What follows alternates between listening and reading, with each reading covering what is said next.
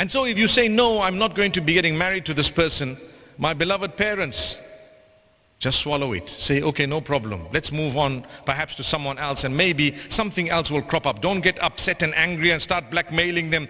You know, if you don't marry this person, you're never going to get married, as it is you're 30. I know of people 35 who've got spouses that are the coolness of their eyes. They used to wear glasses, they no longer wear them. MashaAllah. Yes, the eyes are so cool, alhamdulillah. Because they wear contact lenses now.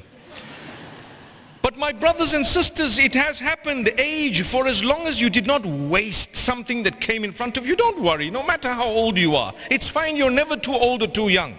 If something correct comes up, consider it, no matter what phase of your life you're in. Say for example, I decided, you know what, I'm going to make sure that I finish my university, I get my degree, I start working, and I'm going to do X, Y, Z, and then perhaps I'll think about getting married. And then at university there is a proposition that comes up that is too good to be true. Consider that from Allah. Consider it, look into it. If it really is what you thought it was, I'll tell you what, things can change in life. You can go for it. That's my piece of advice. It's not revelation from the heavens, by the way.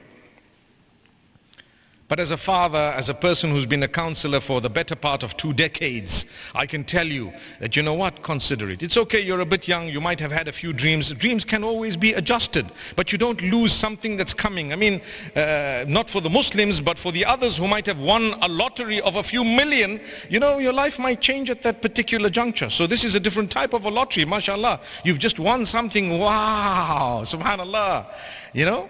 Things can change. Don't become too stubborn and there's nothing that is written, you know, hard and fast about this particular matter. But if nothing has come up, no problem. Keep on doing what you have to. And then you can also start showing an interest. And this is where we say, facing the reality. My beloved parents,